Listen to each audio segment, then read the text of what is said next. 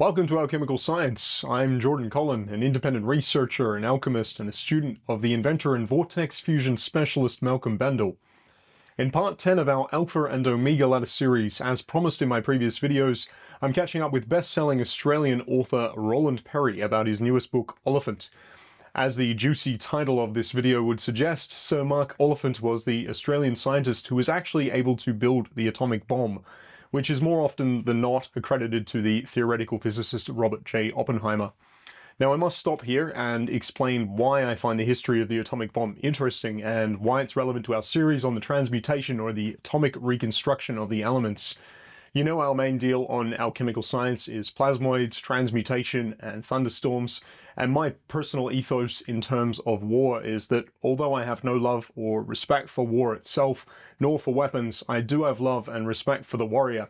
And Oliphant was certainly a warrior scientist. The reason why the history of Oliphant and the atomic bomb is so relevant to our present-day discussion on atomic reconstruction or transmutation is that his discoveries constitute the first step of the Alpha and Omega ladder process, which involves the fusion of the hydrogen group elements, primarily protium, deuterium, and tritium. Beyond this point of the hydrogen fusion process, this is where our current research differs. Oliphant learned how to harness the energy in the microcosm to build a weapon, something which he felt justified to do at the time. Now we've learned how to use this energy in other, and in my opinion and many others, far more refined, creative, and interesting ways to transmute the elements by a safe and self-contained means. So the first step of the ladder is the same, but the technologies like Malcolm Bendall's thunderstorm generator, they employ this immense potential energy implosively, utilizing the available energy in water or the hydrogen atom for productive and civil means. Near the end of the interview, you'll note that Roland expresses that he thinks I'll genuinely enjoy reading Oliphant. At the time of the interview, I'd only read the publisher's questionnaire, and I'd had some pre-discussion with Roland, and so although I knew a little about Oliphant's work and its relevance to what myself and Malcolm Bendall have been working on, I knew very little about Oliphant himself or his drives and his ideologies. After reading the first few chapters, I understood why Roland really thought I would enjoy the book and find it more interesting than just on the outset. Oliphant was, of course, like all great innovators, interested in true alchemy before it became cool again. He was exposed and open to these ideas from childhood until the end of his scientific career, that the elements were transmutable and the atom was splittable and that he could derive enormous energy from the microcosm. Altogether, he is a noteworthy and very currently relevant scientist, and I offer my praise for Roland's work on collating the history of Oliphant's life and works and presenting the tale in such an accessible manner. Roland Perry is, of course, also the author of The Shaman, among over 40 other books, including multiple bestsellers. The Shaman is the story based on Roland's interviews and experiences with Malcolm Bendall, and we will explore the connection between the work of these two pioneering Australian scientists, Mark Oliphant and Malcolm Bendall, in the interview as well. Oliphant will be available globally online and in all good retailers from September 30th this year, and you can already pre-order it on Amazon from various retailers or from the publisher directly, Allen and Unwin. Links are in the description for all of those. There'll be much more to come in our Alpha and Omega ladder series in the coming weeks, so watch until the end of the video for a few sneak previews, and remember to subscribe to Alchemical Science. I hope you enjoy this interview with Professor Roland Perry about his upcoming book, Oliphant.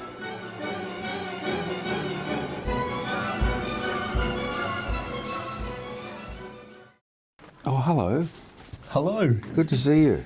Good to see you too, Roland. That's very natural. This is quite a good beginning to an interview. Yeah. Well, on that note, I am here with Professor Roland Perry, one of Australia's best-selling authors and the author of The Shaman, which you would have heard about on my channel before, the fictional novel based on Malcolm Bendall's life.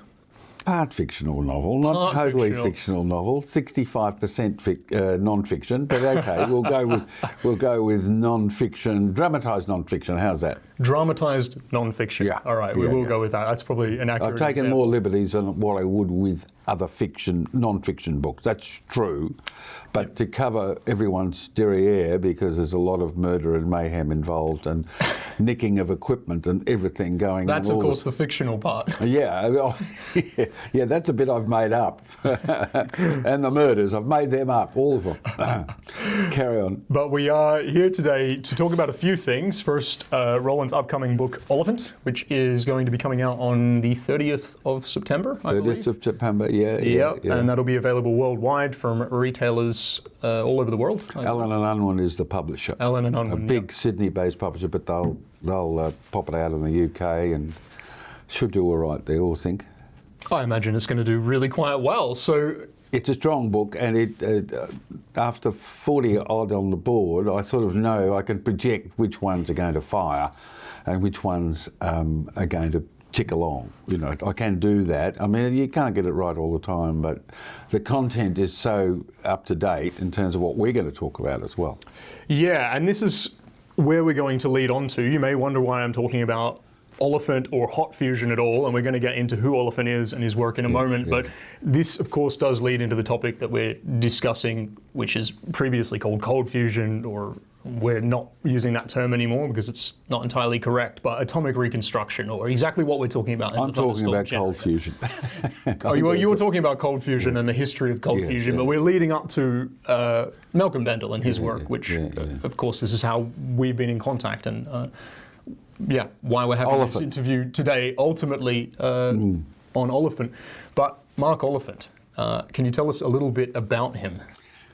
I regard him as the greatest scientist Australia ever produced. Bendall will challenge that in the next couple of years when all the public know about what he's doing. But at this moment, he and Howard Florey, who developed penicillin, didn't discover it, developed it, and Oliphant are the greatest scientists we've ever produced.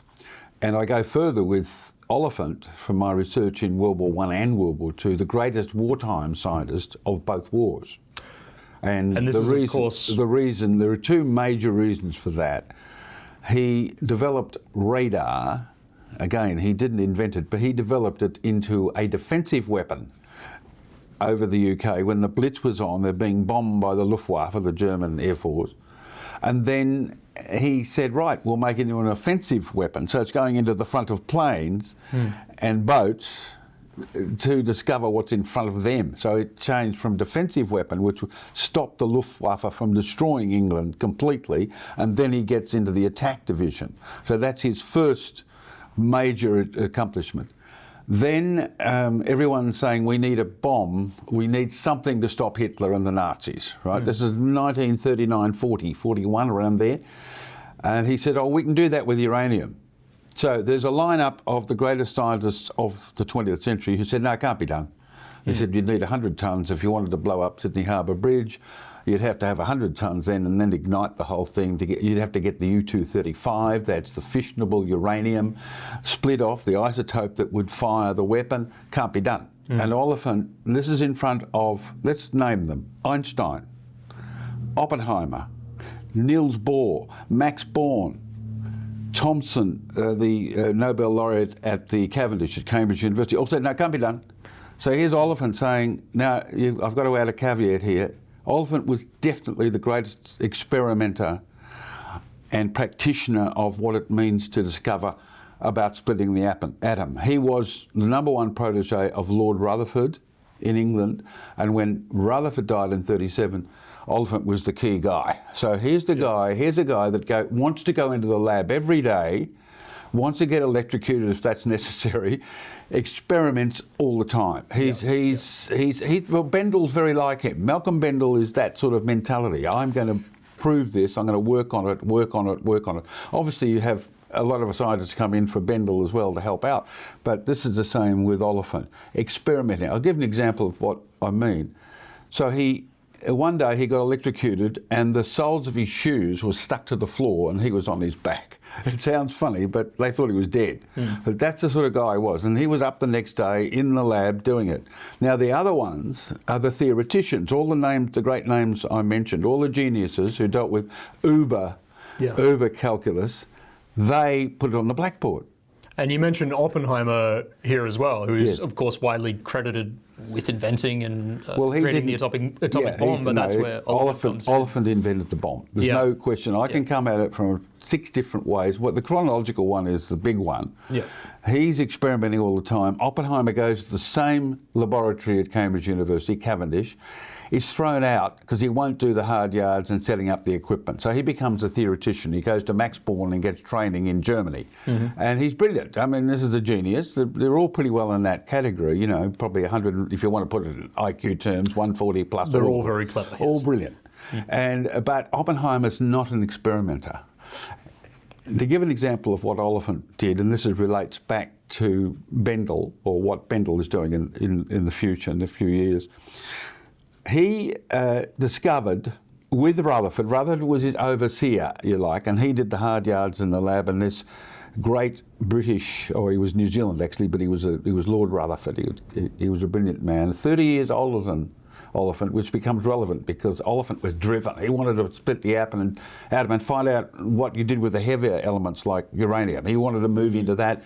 And Einstein and Rutherford were saying at the same time, effectively, oh, we don't want to go in there because we don't know what we're going to find. We're not sure, you know. But Oliphant discovers tritium, which is, there are three elements of hydrogen that we all know, then heavy water, which is hydrogen 2. For simplistic sake, hydrogen 1, hydrogen 2, hydrogen 3. That's the tritium, right? So he's got the three hydrogens there, and what he does, he gets bullets of deuterium, which is the second hydrogen, hydrogen 2. Let's call it hydrogen 2. I mean, the scientists will be screaming out there saying, please, you know. Let's call it hydrogen 2. He makes bullets, so he hits hydrogen 2. The bullets are aimed at that, and the repulsive forces normally would push it back, but it's so powerful, the deuterium, this hydrogen 2, it breaks through and fuses with the hydrogen 2. So it's hydrogen 2, hydrogen 2. So you get helium. Yeah. Right? Now, what happened? Oliphant's in the lab. You can imagine it's like a pool table, and up the other end you can see explosions. He was watching the first atomic explosions, basically, because they got gamma rays off, they got, you name it, radiation, everything. Yep. Some of them were affected in the lab, their hands, you know, and so forth. So he was the great experimenter who discovered really cold fusion, which is thermonuclear fusion. That's what it was. Yeah, yeah. And that's the hydrogen bomb. So he was the grandfather. He wrote a paper for Nature, people can check this, with Rutherford, but he was the one who wrote it. This is Oliphant, saying, well, if we merge these hydrogen atoms, we're going to get helium and massive heat. Now, he didn't know, and he admitted that at that time in the early 30s, this is what the sun does. 300 million tonnes of hydrogen collide every day. The heat that we get sometimes in Melbourne, it's not so good, but anyway, we get the sun heat and the gamma rays. We're not close enough to be affected by the radiation and so forth. But that's what it is. It's hydrogen colliding with hydrogen, forming helium, and the explosion in that moment, that the heat generated is the heat from the sun. And this is very relevant to our Alpha and Omega ladder series, Exactly. and Robert Haralick's explanations of what's going on and linking things to the Alpha ladder process, because of course it is the same process that we're talking about, and even the explanation you give there of these initial fusions of the hydrogen group, it's very, very similar, if not the same, to exactly it's the what same. we're talking about now. We've got to be quick, as you will be quick to correct yourself and add, it's at the room temperature. It's at very low temperatures. It's about initiating the process. And one of the things that Malcolm has been pilloried for, people are saying, oh, it's nuclear, we can't go on with this in America. Those who wanted to oppose this development of cold fusion were saying that because it's not in any way dangerous. It's not. It's at low temperatures. It's at room temperature, it's all done. This is the great breakthrough from the 1980s by Pons and Fleischmann, two great scientists. They said, they weren't driven like Malcolm and tough. You have to be tough to be put up with all the opposition. And they were just scientists, brilliant as they were, but they didn't know you had to fight all the time. So when someone said, oh, it's atomic, oh, it's nuclear, oh, you know, let's run away from it, Bendall has said, no, it's not. It's room temperature, and with experiments. We've been looking at something today, an engine, a generator being used in that way, haven't we? Yeah. So right, it's. I've seen the test results for 8 years. You've seen them for a long time. So that's where the operations of Oliphant, really, in a way, Malcolm Bendall is the de facto son, if you like, of Oliphant, because he's a similar, tough-minded, you know, like Oliphant, could handle himself very well and fought everyone on the way through. And Oliphant fought all these great scientists, said, oh, we can make a bomb to stop Hitler. His main aim was to stop Hitler. There's nothing else in his brain. And what happened to two Jewish refugees, great physicists, escaped Germany, the Nazis, and said, well, we'd better get a move on because they're doing the same thing. The Germans will have the bomb first. So Oliphant is aware of this all the time, and he's pushing and shoving and pushing. And where he was dominant was that he got a 3-page document on how to make the bomb and how it should be developed to Churchill against all opposition. He's the one that got it down to 3 pages, which all the scientists wanted gobbledygook and uber So the politicians, diagrams and all that. They couldn't. They didn't know what they were writing for their peer groups. He got it to Churchill, and if I had a cigar, I'd do the whole thing. He said, "Oh, I think I thought we had enough explosives, but I think it's not bad if we have a few more like this." So that was the green light. Yeah. So that's the UK, 1941. And then they put all the information across to the Americans. Nothing happens. The Americans shouldn't say, sorry. The Americans don't do anything. Yeah. Why? Partly because they weren't under Luftwaffe pressure. They weren't being bombed into the ground. Yeah. They were isolationist. Their ambassador, Joseph Kennedy, the father of Jack Kennedy, the president, is saying, oh, the Nazis are going to win anyway, so just stay out of it. We shouldn't have our boys fighting over there. Yeah. So that's the facts of the politics of it. And suddenly, Oliphant goes over there and talks to a guy called Ernst Lawrence, who's a huge physicist smashing atoms. He's got cyclotrons at Berkeley University. His aim, very much like Oliphant's, is to smash those atoms, find out what's inside, what can be developed. Yep. And he and they got on brilliantly, Oliphant and he, because they were both. So Oliphant goes to America when there's no reaction. I won't go through the detail of that, but he goes over there and he's talking to Ernst Lawrence in his office. In walks Oppenheimer. Sits down, listens to the conversation. At one point he says, oh, should we be talking about this because it's top secret? And he hasn't got a clearance, right? Because he's under suspicion of being, a commie, a pinko, in America they'd call them. Yeah. Ridiculous, but there he was. So he hadn't had a security pass. And Oliphant turns to him, typical Oliphant, he says, you and Enrico Fermi, he said Fermi, you and Fermi, who was a great Italian physicist, should know about this. Fermi's now in America at this point, he'd come from Italy. You don't know about this. This is going to make the difference between defeating the Nazis, right? He writes a special paper for Lawrence and Oppenheimer, and it's pushed up to the president. But going back one step, this was October 1941. 70 days after Oliphant sat down with them, the Japanese bombed Pearl Harbor, and suddenly the Americans were vulnerable, and they said, "Oh, what have we got on the record?" Suddenly wanted bombs. Some people have credited Eisenhower. That's bollocks, to be brutal. Eisenhower was pushed by another physicist in America to write to Franklin Delano Roosevelt and say, "Well, the bombs can be made," but they gave no instruction on how it was done, and it was shelved. As was the information from the UK, who had shown it could be done via Oliphant. That was shelved. It wasn't until they were hit by the Japanese that they went into action, and eventually Roosevelt met with Churchill and they said, we'll go to the Manhattan Project. That's essentially the one that developed the bomb. And guess who had to persuade Roosevelt in the finish? You might have seen the film Oppenheimer. Groves is a real tough guy, much tougher than the character played in the film. And he says, he pulls Oliphant aside after a meeting and says, would you go in and see the president? He said, but there's another physicist from England there, and you've got Oppenheimer. He said, no, I want you to do it, because he knew he had the force to frat, with the confidence to get it. And once he'd spoken to Roosevelt, it was real green light time. Roosevelt was worried about the expense, the massive expense, kind of the biggest government operation in history. Yeah. And there were a couple of others during the war we won't go into, but that was number one, the Manhattan Project. So Oliphant had enormous influence, and there was when that meeting before General Groves pulled Oliphant aside and said, I want you to see the president. Oppenheimer was there, and another British physicist called Chadwick, and he And they're saying, will you please join us to Oliphant? And he said, no. He said, no, I'm not. I'm going to be in Berkeley creating the bomb fuel. He said, if you have a car, you've got to put petrol in it. It doesn't go without petrol. He said, the bomb fuel, I can build, he said something astonishing to me. I don't know whether he'd actually said it in a meeting. He said, I can get 5 engineers to build the casing and the bomb in 2 weeks. That's the easy bit. Physicists were a bit disdainful of engineers, you know. As the theorists were disdainful of the physicists who were into the experimentation, you know.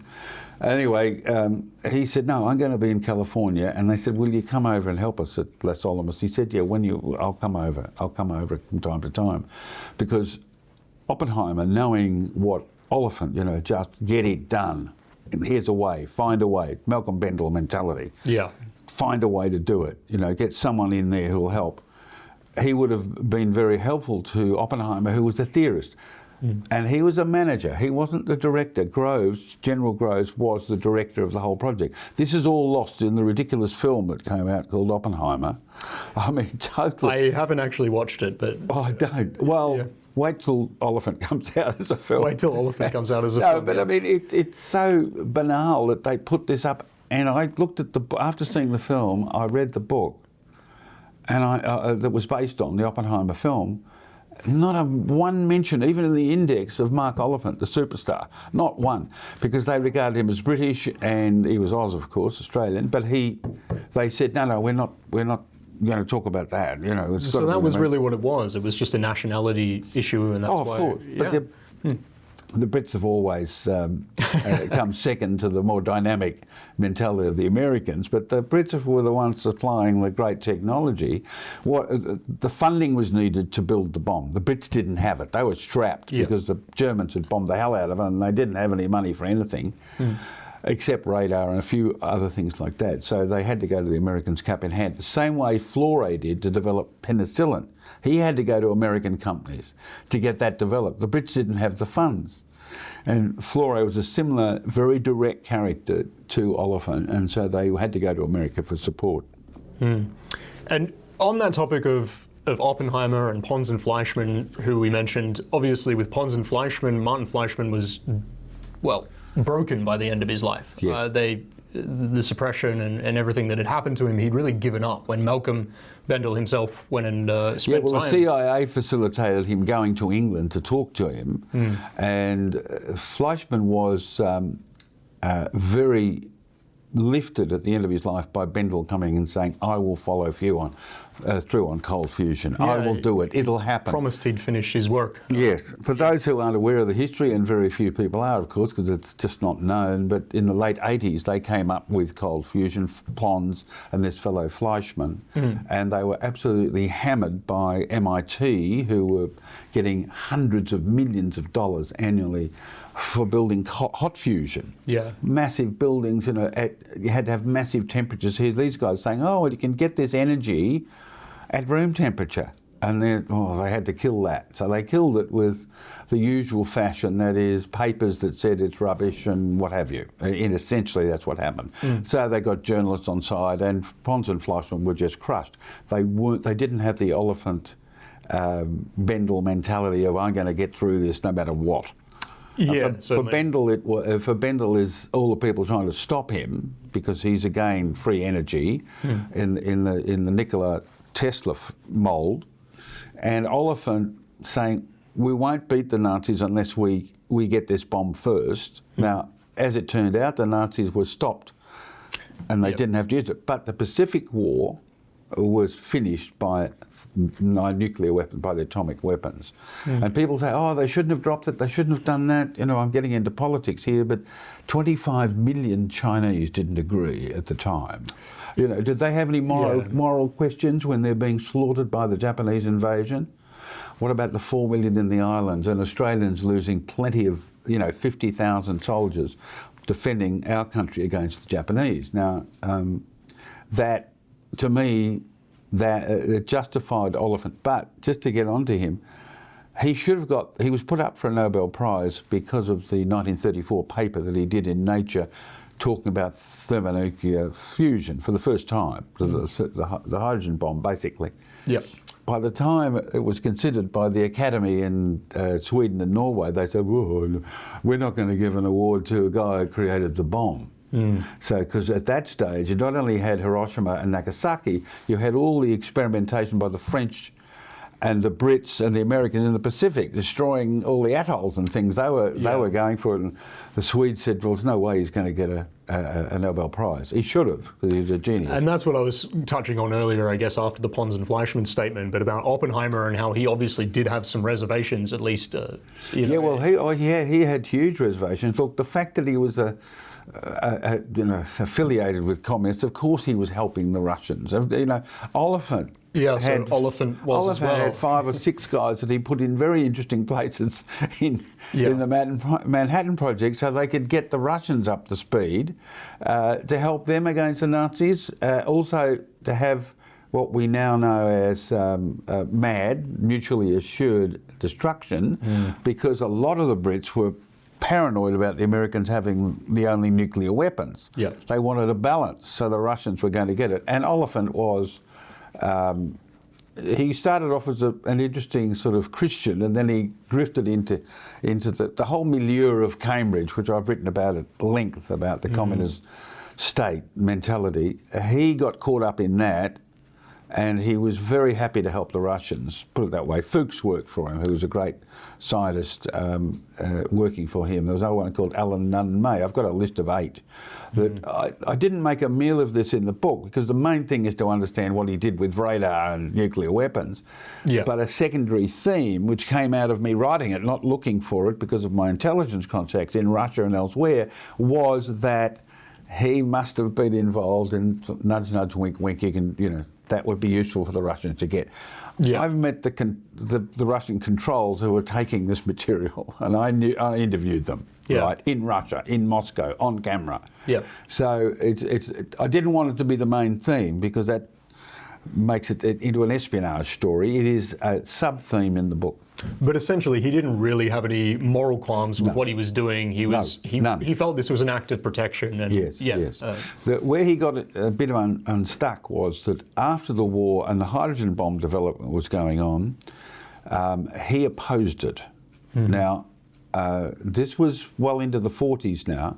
He was in England, and he was helping the Brits develop their nuclear industry at Harwell. He was the boy saying, "You've got to have a nuclear industry." He wasn't saying bombs necessarily, but they all knew that they could make them screwdriver ready. In other words, if you have a nuclear plant, within months, Oliphant would say even quicker, you can make a bomb, right, if you've got that facility. You go into the AUKUS thing, we don't want to go into that too much now, but it's one of those factors. And here was Oppenheimer being pilloried because he had communist connections, and Oliphant wanted to go and support him when he was in front of the committees that were going to get rid of him, basically, get rid of Oppenheimer, and he wasn't allowed. He wasn't allowed to have a visa, because the written stuff I got out of the CIA was. He's a bit of a pinko and a mate of Oppenheimer's. I thought, wow, that language shows where their heads are. But let's go back one step. 1946, right? So it's just after the Japanese have attempted to do bad things in Australia, had done terrible things. 250,000 Japanese soldiers were in New Guinea. I've been all through New Guinea. You don't go there for rest and recreation. No. You go through, they were wanting to either take Australia at some point or make sure the Americans didn't have it as a base. That was the main thing. And we ended up with 1 million Americans as a base in Australia. So we needed their protection to a point. Now, in 46, the Labor Prime Minister, Ben Chifley, with his predecessor's backing, he'd died, Curtin had died, wanted to get Oliphant back to Australia. They knew how big he was. And why do they want him back? Well, to field a guest, to build bombs. Number one, they went over, there was a delegation of 3 who ran Australia, and Chifley was the main one, right? So they went over there, and he sat down with them. He was flattered that they wanted him to come back. He wanted the nuclear industry. that they're still argy-barging about now, the Labor Party and the Liberal Party in Australia. He wanted to develop that, but he said, screwdriver ready, we can have the bomb. They wanted the bomb. This is a Labor government, people will be astonished at this, desperate to have the bomb because they didn't want to have another Asian enemy decide they wanted to attack Australia. I'm not slightly astonished, Roland. What's that? I'm not even slightly astonished, but carry on. Well, I was a little bit because Labor's never broadcast. Perhaps back then, yeah. Now, what happened was, Oliphant was so important to the Brits, they said, you can't have him till 1949. And that's the Prime Minister. They had to write to Attlee and say, can we have him, please? You know, can we have him? And he said, no, he's got a contract with us and he's very big for us. Yeah. So he couldn't go until 49. He appeared back in Australia in 50. And by then, Menzies was under the American umbrella. And they said, oh, you Aussies, you don't need, you know, the atomic bomb. We've got all the protection you need, you know. Just, it'll save you billions of dollars, pounds, or whatever you got down there. Don't do it. And so Menzies, as Labor probably would have by 50, said, yeah, we got the Americans. Having said that, the Conservative Party was much more inclined to be connected with the Americans. The Labor Party, some of them were so ideological, they wanted the connection with the Russians more. You know, the communist connection. Feeling was that strong. A few of them. Who was it? Doc Everett wrote to Molotov and said, is it true? We want to know whether you've got spies in Australia. And he read it out in Parliament, and they said, and everyone laughed. Even the Labor Party laughed at him. Right? That killed his. He was a brilliant barrister. He would have been an interesting Prime Minister, but that killed him as a politician to write to Molotov, after whom we know the Molotov cocktails are made. Yeah. So he said, of course we haven't got any spies in Australia, you know, which was total rubbish because. The Americans and the Brits were feeding us all the intelligence information and we were supplying some for them. Of course they had spies. We were a sieve. We were a really hopeless little country town in Canberra and everyone was, you know, the spies were mixing with everyone until it was cleaned up. I won't go into all that, but it's fascinating. And Oliphant was, you know, came back and he said, right, don't worry about the bomb, but I want the nuclear energy capacity. And what he had in mind, this is where he got a bit of a reputation as the mad scientist, was that he said, you're building the hydroelectric scheme. If you want to smash a few mountains out of the way, we've got these nuclear methods of doing it. It's not a bomb, it's just using that technology. And that's where people said, whoa, hold it, man. And he never got to do any of the hydroelectric scheme or any of those things. But he did get the Australian National University going. He was a top lecturer there. And his big dream was to have his own cyclotron, atom smasher, right? And all the other funders of the university were saying, why is he getting money for that damn thing? You know. So Oliphant ran into a lot of small-minded, petty, parochial politics when he got back, academic politics, and was thwarted from really developing. And at one point, Flore had said to him, who stayed in England, he said, you're mad to go back. He was a good mate. He said, you're mad to go back to Australia. You'll never get what you want done. They're just too parochial. And around about, I've forgotten when I made the judgment, around about 1960, I could see from his letters and things that he was disappointed that he left England. And he'd done it for altruistic reasons for Australia to develop their industry. He actually wanted to create civil technologies at this point, and the war's over. He wants to, He wanted to go in that, but he was also quite happy if they'd said, we want to be... we want more bombs. We want bombs. Well, we didn't have any bombs. Not more bombs, some That's bombs. That's where we shouldn't be dwelling into this, but AUKUS is fascinating, right? So what do you got? Nuclear-powered subs, which is what Oliphant wanted, nuclear power for things, not atomic, right? Right, the Americans having control, even though we're saying, oh, no, everyone's saying, no, the Brits don't have any control, the Americans don't. It's a joint thing. Bollocks. Two huge nations, or America, we would be under any pressure, we would be the fall guy with AUKUS. Now, this is where Oliphant would have said, well, if you've got nuclear subs, you can do the turnkey and you can have weapons. I don't believe, and someone's got to really sit down and prove to me, that they're not the Australians, but the Americans don't have that in mind or already have that capacity to make the nuclear subs and to make them useful for developing weapons, nuclear weapons. I just don't believe it. And there's a precedent, which I was involved in England. The Brits claimed, Thatcher it was, who wasn't very happy with me at that time, the Brits claimed that they had the finger on the nuclear button in the UK. My research said, no, the Americans control it. Reagan at the time controls it. Thatcher did not control it. I wrote an article about it. She was pilloried in Parliament about, by the Labor Party saying, oh, you've lied, you don't have control. Now, the reason that's relevant to AUKUS is that the Americans said, well, we'll confine, this is them talking in secret to each other, we'll confine the war to Europe if our nuclear weapons are in the UK. So any fight between Russia and the West would be over weapons, missiles fired from the UK. Now, the same principle applies, in my opinion, to the AUKUS setup. I hope I'm wrong. I like the idea of the connection in the Pacific, but are we going to have any say if push comes to shove in the Pacific? I don't think so. The same as the Brits did not have any say. The Americans were confining the war to Europe, and in the 80s, this is only 40 years ago, and here in our time now, the Americans will control what those subs do.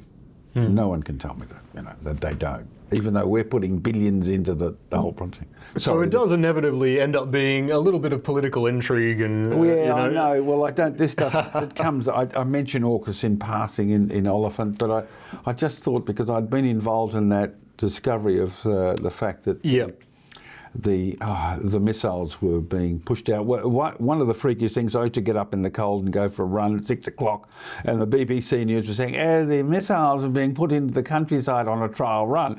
And I thought, wow, it's just a trial run, every 6 o'clock on a winter's morning, and you sort of think, no, it might be preparation for the conflict. So it was always going to be on. And the Americans would say, well, no, we'll confine it, that's all. Yeah, and later on in his life, I think it was in '94, was it, that you actually interviewed Oliphant, or you managed to get into contact and... This was sorry to cut you off there. No, that's all right. I was just going to say. He was 92, talk about that. And I wrote a book called The Fifth Man, which is something I've developed it since that after 30 years. But in that, I wanted to interview him because one of the major spies, or a couple of them as it turned out, were in contact with him trying to steal stuff from his laboratory. So just some context, The Fifth Man, this is your book on Victor Rothschild. Victor Rothschild, Lord Rothschild, who I claim, and the Brits all run away from it, was a major Russian spy. He was mates with Philby Burgess McLean. They were really close. They were the Cambridge Five. People have said, Cairncross, this is bollocks, because Cairncross, I also interviewed him. He was in the south of France, and he was done as a spy in '51, and the major spying of the Cambridge lot went on after 51, after 1951. So anyway, look, I don't want to go into that stuff. But this is where you started That's to where research I had Oliphant a and find out about fantastic him. interview with him, and I thought, this guy's amazing. I mean, he was 92, absolutely on top of his form with his brain. He was fantastic. So I kept bringing him back and getting more and more. So I had the material for a biography. A lot of authors go through this. You meet people, you meet someone, you think, or you hear about someone, you do research, you stick it in the file, and you think, I'd love to do Oliphant as a biography. What happens 40 years later, 30 years later, 94 to more recently, last few years, I went and saw the Oppenheimer film. And this was your walked out trigger. and thought, no. I said, no, this is rubbish. Yeah. The first half of the film is bollocks, and they just cover everything to make it look like he was the hero and all the rest. It's just ridiculous. So this is an attempt to clarify history, at least, and put Oliphant's name back out there in Australia in a way. Anyone wants to challenge it, they can. They won't have a chance, because I've covered it from every angle, and which I've mentioned a bit of it now. But I just thought, no, he's got to be given credit. The funny thing is, I don't know whether he would have been particularly thrilled at me saying, well, he was the man behind the bomb, and some of the detail that he kept. There was one moment at the end of the interviews, he said to me, I hope you don't discover anything that will put me in a bad light. And I didn't. This is '94. I had not a clue And you suspect this was I think that it was, but I can't. I'm not going to claim that. espionage. That's too much of a claim. I can claim a lot of things, but that's not it. Yeah. But I just thought, why is he saying that? Because I said no. And I thought, because he was a great Australian scientist, I was wanting to do the story on him. Yeah. And then he said that, and then the other interesting factor that happened right at the end, he said, of course, you realise the fusion thing is going to go forward, and I didn't know what he was talking about. I mean, I didn't know what I know now, and you know a hell of a lot. And this is recently after Ponson Fleischmann, when you were interviewing him there. Yeah, so I'm guessing this is where we're going here. About 5 years after. So he would have been on to all the cold fusion stuff, and he wouldn't have been fazed by the fact that the Americans were shutting it down. He would have said there's something wrong here. He would have said they're shutting it down for a reason, the cold fusion. Yeah. And so he said there's going to be a development with cold fusion into the future which will change everything with free energy. And I was out of there. I didn't ask one more question. I just didn't know what he was talking about. That was 30 years later. But it's amazing how it's come full circle with Bendall's work in cold fusion. Yeah, that's what I wanted to move on to next. Yes. So obviously quite a period later, I guess maybe a decade or two, you met Malcolm Bendall and you found out about I met Malcolm a decade ago now, so that's after Oliphant. That's about 20 years. Yeah, 20 years later, yeah. Yeah, you met. And so how did this come about? How did you find out about Malcolm's work or get in contact with him? To be brutally honest, I was in a pub in Chiang Mai, right, in the north of Thailand. And one of my Kiwi mates there said, I've got a guy you've got to meet here who's been photographing a bubbler. And I said, what's a bubbler? And he said, this is an amazing development by this guy called Bendall in Bangkok at the time, and I was gripped by this. I mean, the New Zealand guy who told me, and the one that he introduced me to, the photographer who was photographing the bubbler with all the bubbling going on and what was happening, and he sort of crudely explained it, and I thought, that's amazing stuff, and I said, I'd like to get in touch with him. Malcolm is told that I'm interested, and he flies to Chiang Mai, and then we begin the interviews at length over it was probably about 8 weeks in one hit. Every day we would meet at the hotel next to my condo, where I have a home there, and I'd put the tape on and we'd go for it. And so this was just you getting a story together at this point? Yeah, I didn't. He said to me later, you can backtrack from here, he said, a long time ago, you waterboarded me. There'd been 2 sections like that. So every hairy thing that he told me, I was doing the journalistic thing and saying, without saying, that's shocking, we can't do that. I was saying, and what happened when they tried to kill you, and where are the bullets? And I got into it in such detail that he obviously everyone tries to cauterize that from their brains. Any really bad experiences like that. Yeah, where people try to kill you. He's been through at least 11 attempts to kill him. Yeah. 11 in the last 8 years that I know of, right? Yeah. And before that, there were a few dodgy things that happened as well. So I didn't realise that I was being so brutal with him, because I'm just getting the story at that stage, which was about the technology and about his life, and that became the Shaman, basically. There were a couple of sessions, long sessions like that. And all his eccentricities came out, but I always look, with geniuses like that, like Tesla and others, what is the product? What is the end? What's he doing? What's he making? And 100% more than anyone, many other people, about what is going on. I've been to always seeing the experimentation being done and the test results. In other words, astonishing test results. Oxygen coming out, all exhaust, right? Yeah. Killing carbon. I called one thing I wrote called the carbon killer, because I think that brings it down to a level that everyone can understand suddenly. With scientists like yourself and Haralick, you're brilliant, but you're talking at that peer group level almost. We like to talk about transmutation and atomic reconstruction a little bit too much, but this simplifies it. You've got to do it. You're scientists. You've got to do it. Silly old fat author has to go, well, what is the bottom line? You're killing carbon. We've been talking to Indians who've come over here from a group called Rockpecker, who are involved with Malcolm. Now, I asked them what the plans were, where they were going. Coal-fired plants. they're going to go into that. There's a little bit of technology that has to go. In other words, you kill the carbon in the engine, and out the exhaust comes oxygen. Yes. Turbines, the plane engines. For plane, we all travel by plane. You get on your ticket now. Oh, your footprint is 100 kilograms or something from 1 2-hour flight. And I'm thinking, God, multiply that by 500 people in a plane. You've got massive pollution from carbon going to the atmosphere. They will kill that. That'll be killed by this technology, the cold fusion. Yeah, which can be a good and a bad thing. Like I'm on the other side of the carbon narrative where I'm actually not particularly worried about it. However, if we go to somewhere like India or China or even our own cities or industrial areas, carbon monoxide poisoning, huge. Like this is a real issue on the ground, not necessarily everywhere in the world. Well, what you're saying is that'll be killed. The carbon monoxide, dioxide, carbon as such will be killed. It will be gone, yeah. It'll be gone. We can do I'm going to get in front of a primary school students for this one. I want to be able to say, look, this is what's happening. And they'll say, hydrogen has one electron. It collides with hydrogen that has another electron. And what do you get? You get something called helium, which has 2 electrons. You've got 1 and 1 equals 2. Yeah. And then inside this thunderstorm generator, the designed by Malcolm Bendall, you have, it's collided with carbon, this helium. 2, and how many electrons has carbon got? 6. 2 and 6. What is that up to, kids? And one little smarty with glasses down the front will say 8. And then you'll ask, well, what element is that? And someone else up the back, a lovely girl, will say, that's oxygen. You've really thought this out, haven't you? I want to be able to But talk. No, I know what you mean. Yeah, it's an incredibly simple explanation. And it is that simple.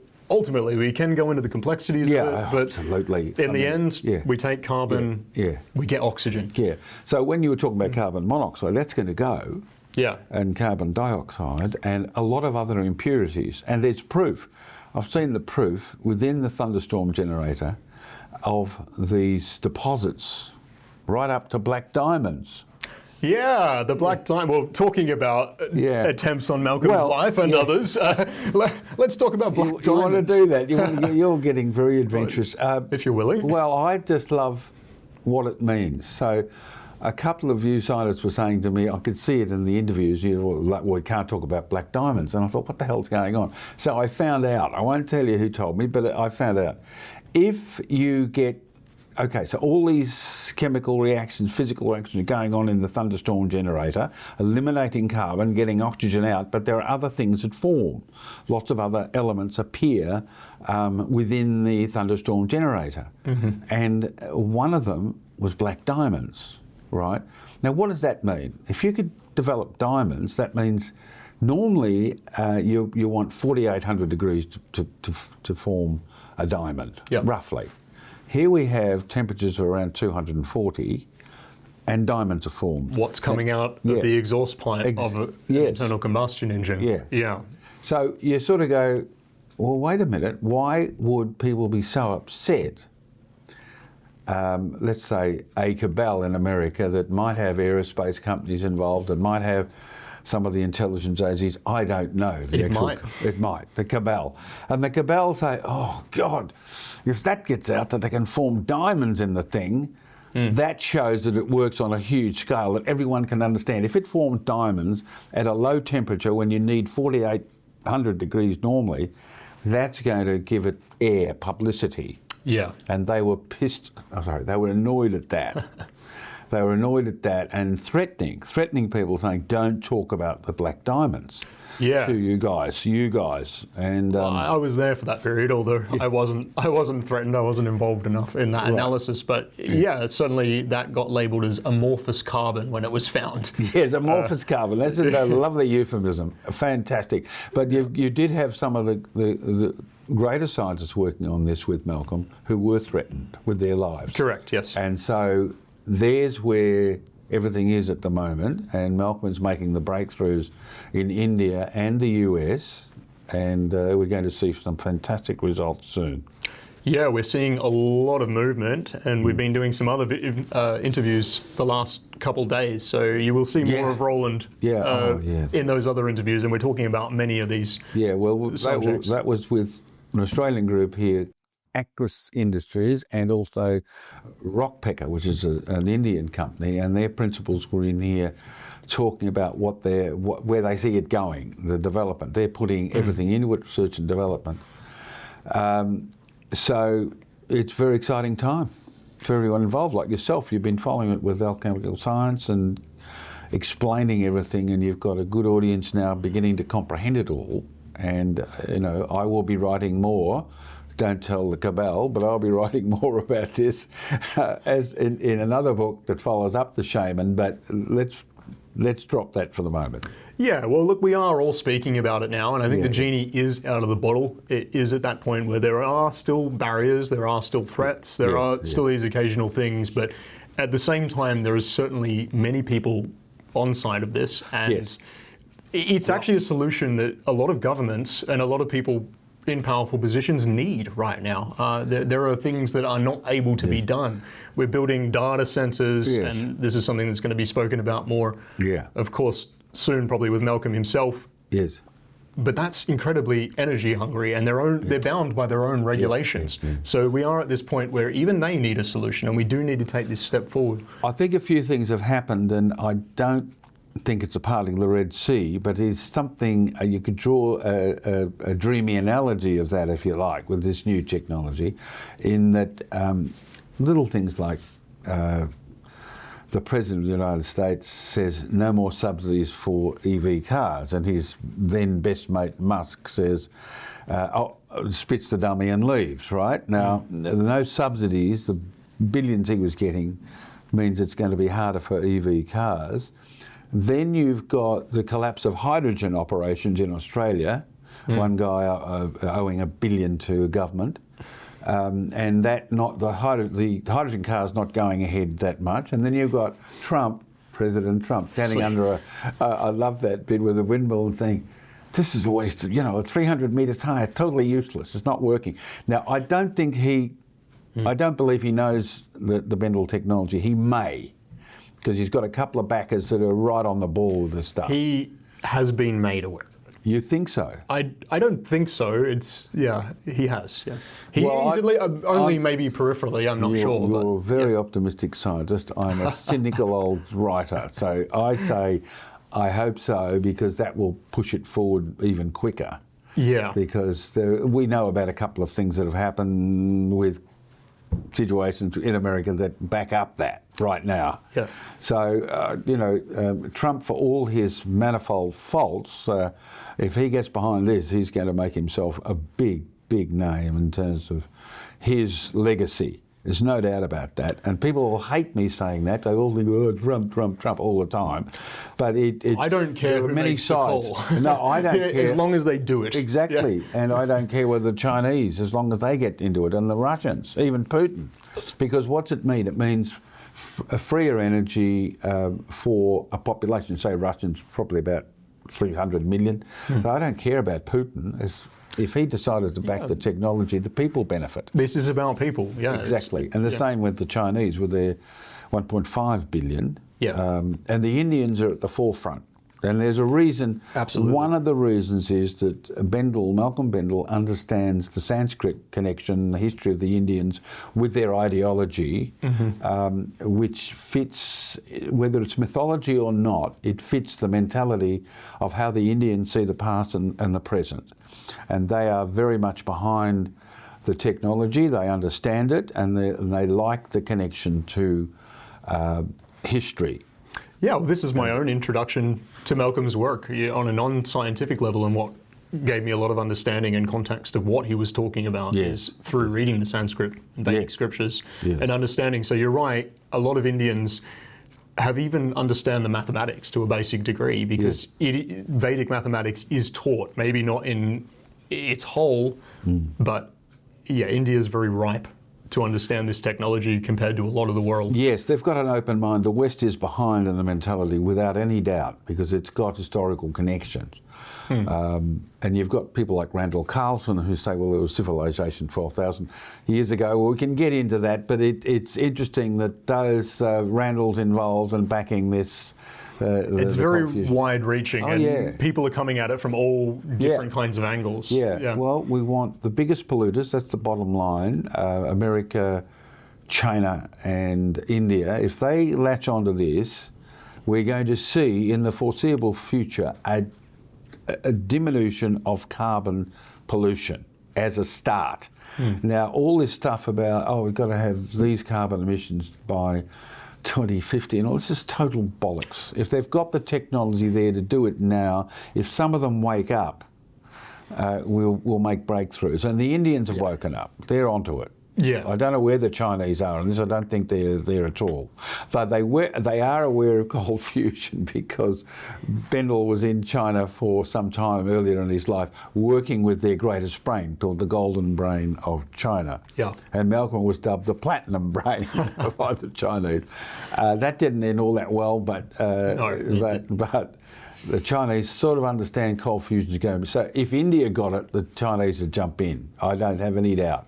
And the Americans on another level are looking at it. So and the Russians, we know, are very advanced in this. They've got institutes studying structured plasma specifically. So but they've got to be taken down this particular path to say, right, this is where it should go. They haven't got that far. Well, and that's correct. And often a lot of the experimentation from Russia that I've seen, and a lot of that's come through the Martin Fleischmann Memorial Project, Bob Greenyer translating and speaking to these Russian scientists, they're dealing with airborne plasmoids, which are dangerous and can actually cause some negative health effects, can emit gamma radiation, things like this. Whereas we're talking about waterborne plasmoids, this creates a non-radiating boundary. Well, I didn't know the difference myself, but I knew it was waterborne, but I didn't realise it. So this is, again, perhaps a newer version of what any particular government or any particular nation is studying or creating technologies based on, is this waterborne plasmoid, and it does make all the difference because we can create safe devices. We don't need to go and build plants out in the middle of nowhere. We can retrofit the generator inside your house, which you can now move into your lounge room and breathe fresh air. This is what people have got to understand. This is the retrofits. Look, they'll be the size of a dinner plate for combustion engine in cars. There are 2.8 billion cars and trucks on the planet, right? Elon Musk can't supply all of them with EV cars. I'm sure he would understand if another manufacturer came in and said, look, we'll try and get 1 billion of them, or we'll try and retrofit 1 billion. I mean, that will happen, and that'll make changes in the carbon output as well. But it's, the carbon... This is a far better solution. And of course, that's not including the whole supply chain that goes into building the damn things. Of course, same with the turbines and all of the other supposed solutions. Generation of hydrogen. Enormous losses. Well, we've seen it. We don't have to pillory the poor people who've invested in it. But the other thing is, I always am amused. People say, fossil fuels. Well, there's fossil fuel. It's nothing until it gets into the engine and then carbon is produced. So this will kill that carbon. So there's no, the drill baby drill that Trump goes on about is not harmful if it is going into a system that will kill the carbon. That's the point. Yeah, we have the resources there, and we've spoken about this before, but we don't just have coal, we don't just have petrol. Generators can run on all sorts of things. Exactly. And we have so many solutions, small tweaks. We have unlimited fuel all around us, and so this is the perfect transition technology.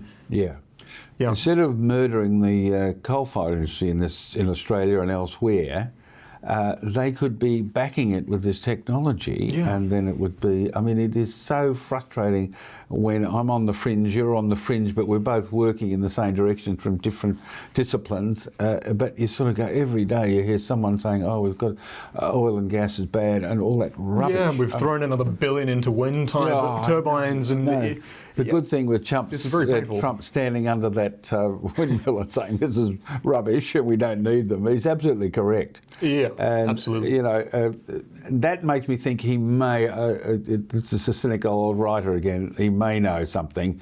I'm not convinced at this stage, but it is opening up in America. That's interesting. That's good. Anything he's else? aware. What's that? He's aware. I want to know for sure. I want to either talk to him myself, which won't happen at this moment, or hear it from someone who's very close to him and says. Well, we'll catch up for that interview I think next year. Yeah. I'll be there. Yeah, I think he's got the brain power. People, he's a quick study, and it'll be very useful if he backs it. It'll break through a lot of things in America. Already, it's happening without him. Well, that's saying correct. anything. Yeah, we absolutely. know one huge thing that's happened recently we can't talk about that is just mind-boggling in terms of it's to do with.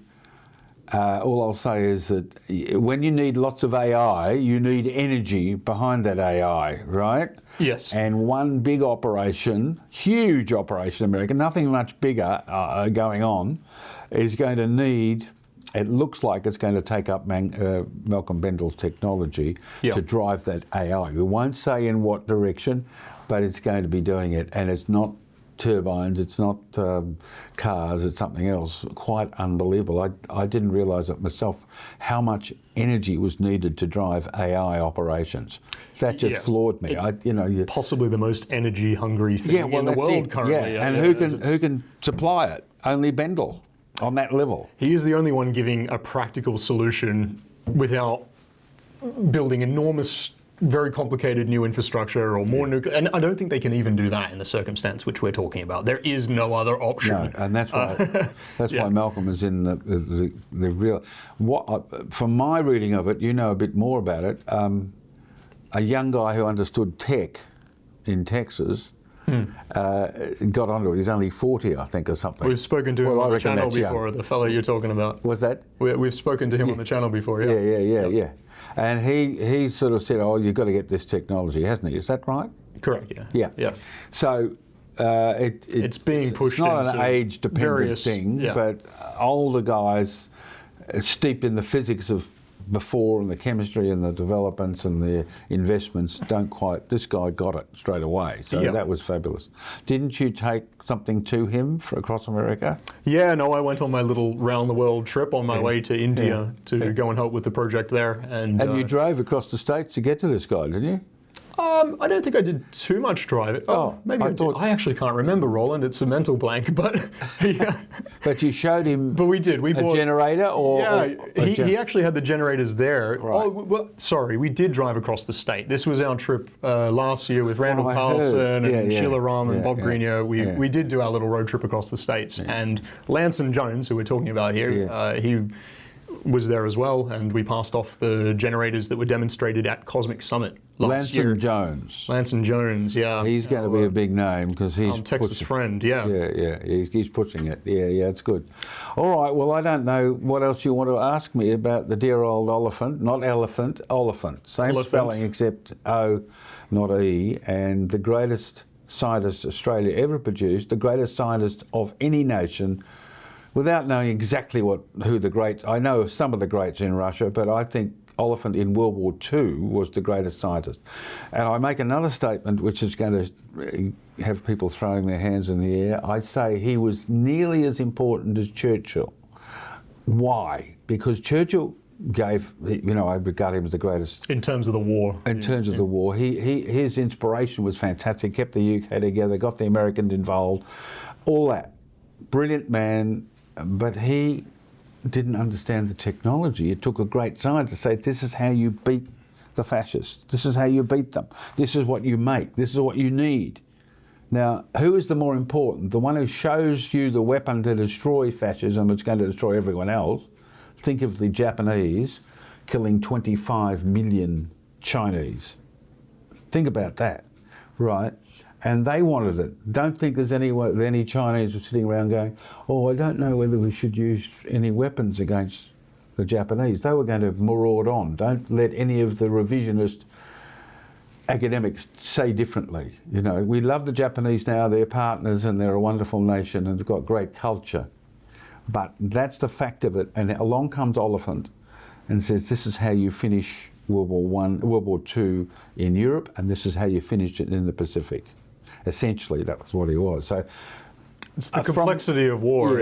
Well, but from one angle, he was such an important character, and he's behind the scenes. He's not getting much publicity. He didn't want much publicity. He was not happy when the bombs were dropped, and he was told, as you'll read in the book, I mean, I'm not giving anything much away, but he was suddenly told, he's on holiday in England, he'd done his bit in the US on the Manhattan Project, he's told to report to someone on Monday and they're going to get some information, and then he's going to have to front the media. And what the Brits did and the Americans did, they had this PR role of, this is the new atomic age, which sort of spilled into the 40s and 50s. Yep.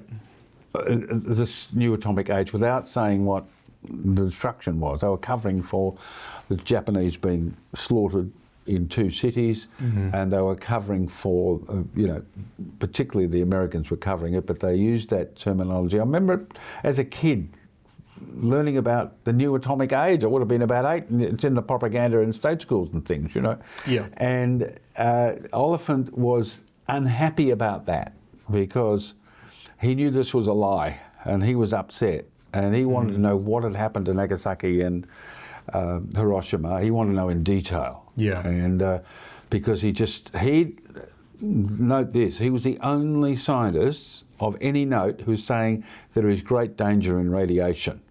All those experiments he was doing with deuterium, hitting deuterium, and they got these atomic explosions.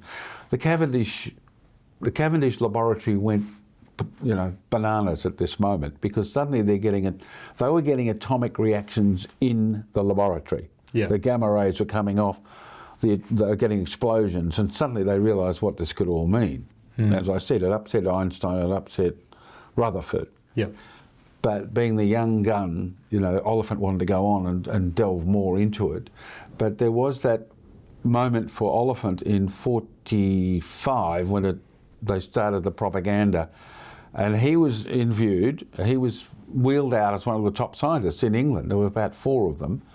And he was much more reserved about the whole thing. The others were spouting the new atomic age. They had not been where he'd been in the Manhattan Project. Yeah. So he was nervous about that. And he read everything he wanted to know.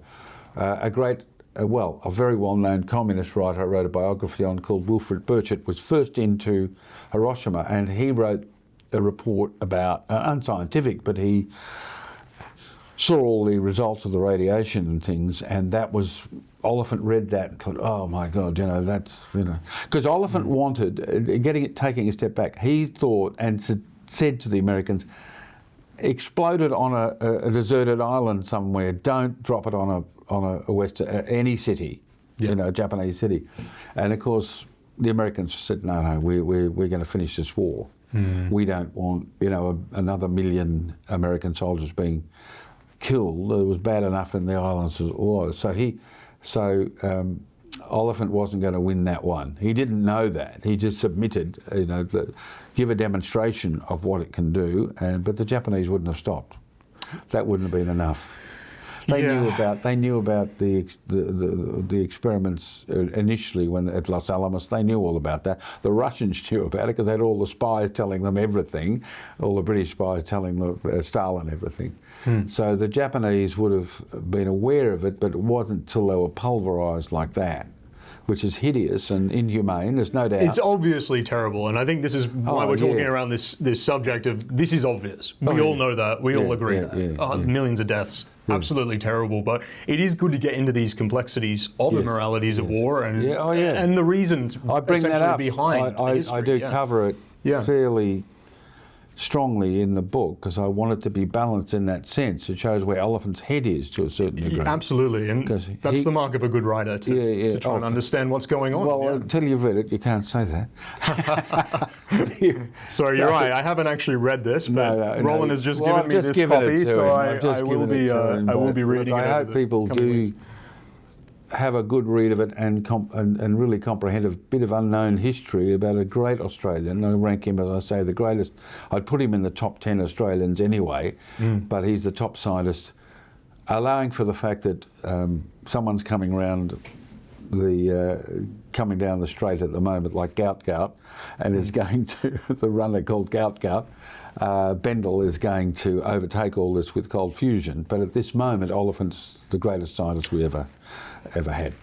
Yeah, look, absolutely. He's a very interesting character, and I look forward to reading the book. And Malcolm's very excited about it as well. When I've spoken to him several times, he's very interested to read it himself.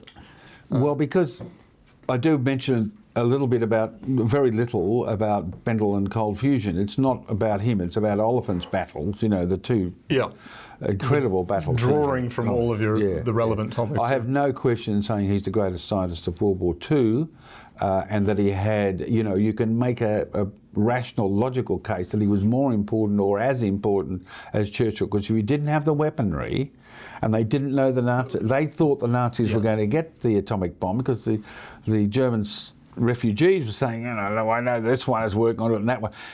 What must be understood, it was a very collegiate business being a physicist. You put the paper out in Nature, Max Born read it in Germany, and then he would write to you, and it was collegiate, and they were all helping each other. Capitalism didn't intervene at that stage, which upset Oliphant in the end that they were taking it over. He said, we can do all this. And the physicists got a bit carried away with their own power, there's no doubt about that. Well, they almost kind of formed their own government in a way, where scientists viewed themselves as a little bit above, particularly during this period you've commented on as well. Yeah, well, Oliphant actually went, after he was rebuffed by the Americans, went quite often to the Soviet Union because he was feted there. They knew he was a great scientist that had quietly helped them, I suppose. But he knew some of these scientists from Cambridge, some of these Russians. Kapitsa, Piotr Kapitsa was one I'd written about before. And he was at Cambridge University. There was no problem about him being there. He'd obviously send stuff back to Russia. That's what everyone did. Everyone in the world, all the physicists were working together. There's one caveat to that, and this is where Oliphant opens up a bit long after the war and everything else. He believed the scientists were the panacea. They were going to dominate, and they should have been allowed to dominate without any government control. That's why he liked going to Russia, because they'd build the biggest cyclotron. It's the atom smasher. It's quite ironic, really, to have this kind of almost Ayn Rand perspective when you're very communist sympathetic. It's quite interesting. Well, he loved what the Russians were doing, because the Russians, he mentioned it to me. He said, they just gave them sacks loads of money to go and build something. They didn't have any other perspective on it. They just didn't have private companies, corporations involved. And he admired that, because as a scientist, he wanted all the money he could get just to build these atom smashers.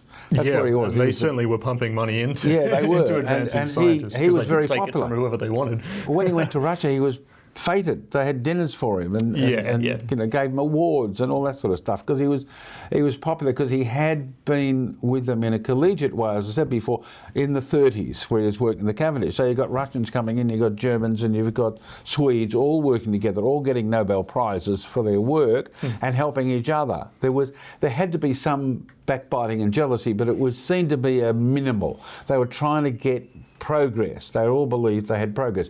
The only, I did smile at one moment, because he said, we're more important. I don't know if he said it, but the implication was we're more important than God. And because we can solve world hunger and stuff like that, which is true. Scientists that was an attitude at the time, but I think he was proven well and truly wrong. I think he was. I think there's one caveat to that. God made Mark Oliphant. I mean, if you were taking the religious perspective on it, you'd say, well, he put Oliphant there to do this, that, and the other. Of course. So it kills. Oliphant would have said bollocks to that. He would have said, that's rubbish. There's no God. He did explain how he felt about God, a bit like Einstein in terms of being the whole cosmos. God was the cosmos. He came to a more impersonal viewpoint of it. And I think that Oliphant agreed with that. They weren't going to have the guy with the fluffy beard. You weren't going to have Robert Haralick there as God. You weren't going to have that. So that's a fascinating intellectual area that Oliphant got into when he retired. He was writing letters and making speeches, whether it be to local church groups or the Atheist Society.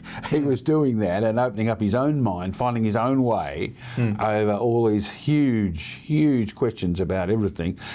But the scientists really believed they were really at the forefront, because they're delving into the universe within the atom. It was shocking at the time, even if we take it to some extent granted.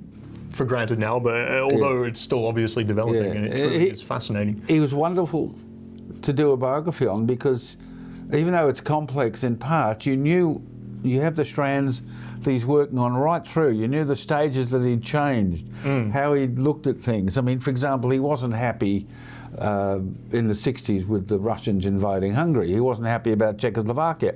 It began to, because he realised what the remnants of Stalinism was doing, and he wouldn't be happy with Putin, right? Yep. For example.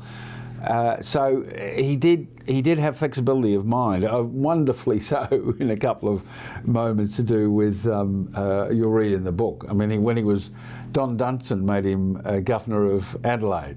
And I think it's, really? He was governor of Adelaide for, I think, about 5 or 6 years, and they clashed. Okay, yeah. You want me to tell you how they clashed? Let's let them read the book, eh? We don't want to I love spoil. it. Do you I want love to it. tell us? I love it. Well, you can imagine Oliphant, a good family man, was against pornography. Right? Aha, okay. And so the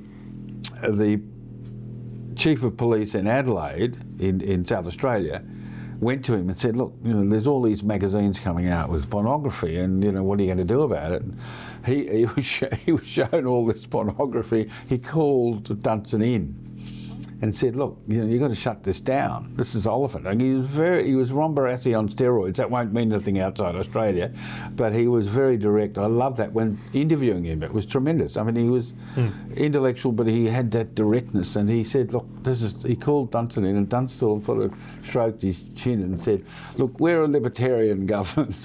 He didn't say, I'm shutting down the porn industry. So or the literature on porn. And that's where they had a real falling out. There were a couple of other things, but it was fascinating to see a very interesting premier who was progressive. He was a small man's Whitlam. In fact, he preceded Whitlam. He was the one that opened up South Australia in many ways, against a mighty, mighty world figure, Mind, who saw everything in certain perspectives that were different from a libertarian local governor, local premier. So that to me was fascinating to see how they. And this is in the book. Of course, it's just a beautiful part of the book. There's another thing on the dismissal, which will be surprising to a lot of people. Anyway, I won't go into that. We better leave. Something to read. We I haven't guess, given Roland, anything. but, Well, they're all asleep out there anyway, so it doesn't matter. No, you're awake, right? All right. Well, thanks so much, Roland. It's been an absolute pleasure to catch up, and I really look forward to reading this book. I know you do. You mean that. A lot of interviewers say that. No, I mean it. I'm actually No, interested you in do mean it. I'm going to go through the media now. On the book starts on the September 30th. Goes for about a month. I can tell you, a lot of them will platitudinously remark like that, say, oh, I can't wait to read the book. They just put it on a bookshelf. Fair enough. I don't think you'll have that problem with our audience on Alchemical Science, and I'm sure That's many great. of you will read the book, and Yes, I yes. hope you enjoy it. I hope this gives a bit more on Malcolm Bendall's cold fusion and your work on that. That'll be very It important. does. It builds out the history, and Yes. I think this is why this is so relevant right now. Yeah, Well, that's good, and I hope your audience appreciates that. absolutely. And they'll see the connection. But as I said to you a couple of times, Bendall reminds me of Oliphant.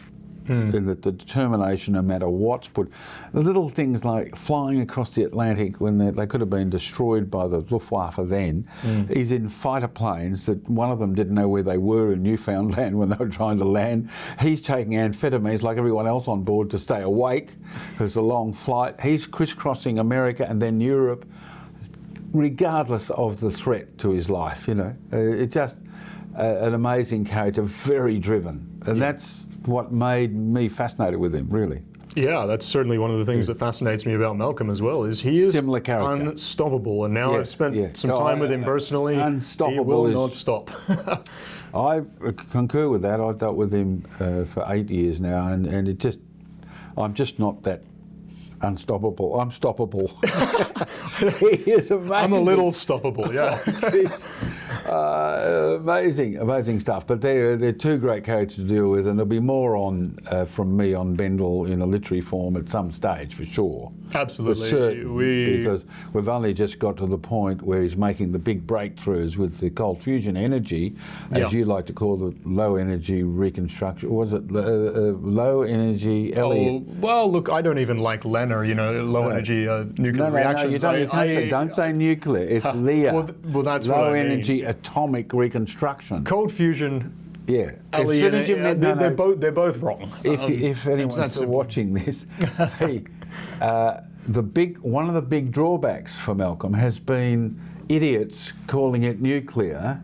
I don't mean you, of course. I'm talking about people opposing. Well, I'm saying it's a wrong term for exactly that reason. Yeah, so I agree Well, with I'm you. just saying those who oppose it were saying there's one guy in America that said Malcolm was one of the biggest threats to Western civilization or something. Bloody ridiculous he's thing. the greatest existential threat to humanity, I believe, are the words.